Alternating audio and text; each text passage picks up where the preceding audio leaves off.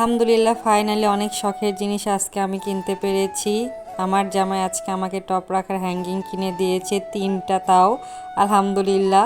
এবং আজকে আমরা বাইরে কালেক্টর পার্কে ঘুরতে যাই, বাইরে থেকে খেয়ে আসি এবং সময় কেকও নিয়ে আসি। আসসালামু আলাইকুম এভরিওয়ান। আছে সারাদিন তেমন কোনো কিছুরই ক্লিপ নিতে পারি নাই, এই জন্য বিকাল থেকে শুরু করতেছি। বিকেলবেলা আমার হাজব্যান্ডের সাথে আজকে আমরা বাইরে যাই যশোর কালেক্টর পার্কে ঘুরতে। তো যাওয়ার পথে এই দোকানটা আছে, খোলা পাই। কয়েকটা দিন ধরে আমি যখনই যাচ্ছি তখনই গিয়ে দেখি দোকানটা অফ থাকে।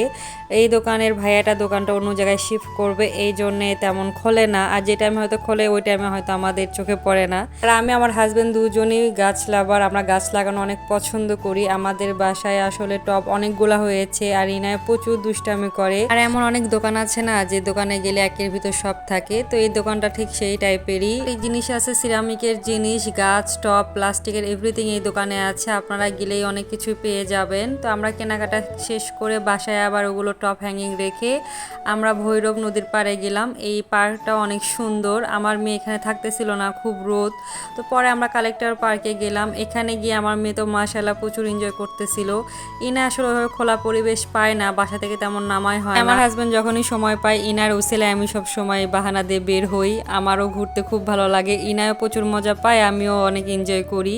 তো আমরা গিয়েছিলাম 5টার পর। তো যাওয়ার পর কেন জানি ওয়েদারটা আবার খারাপ হয়ে আসতেছিল, বৃষ্টি বৃষ্টি ভাব। যশোর কালেক্টর পার্ক থেকে ঘোরাফেরা শেষ করে যশোর প্যারিস রোড থেকে আমরা স্ট্রিট ফুড ট্রাই করি। এখানে আমাদের একটা পরিচিত দোকান আছে, এই দোকানটার মোমোস এবং মিট বক্স এত মজা, যশোরে বেশ দুইটা জিনিস পাওয়া যায় আমার মতে।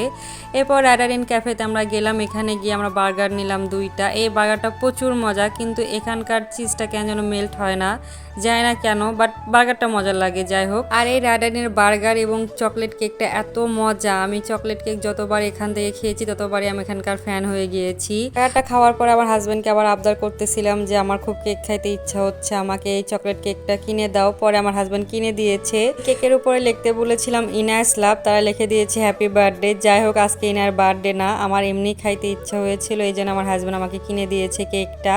তো বাসায় এসে আমার মেয়েকে বলতেছিলাম মামাম কেকটা কাটো। আলহামদুলিল্লাহ আমার লাইফের বেস্ট একটা মেমোরেবল ডে গেল। আমি অনেক হ্যাপি আজকে, কারণ আমার শখের জিনিস কিনতে পেরেছি, আমার হাজব্যান্ডের সাথে ঘুরতে পেরেছি। এর আগেও আমি কয়েকটা যশোরের দোকানে খুঁজেছিলাম, টপ হ্যাঙ্গের দাম চেয়েছিল 36 ইঞ্চি 700-750 টাকা, কিন্তু এই দোকানে মাত্র পড়েছে 500 টাকা। 3টা নিয়েছি 1500 টাকা। Tata, bye bye.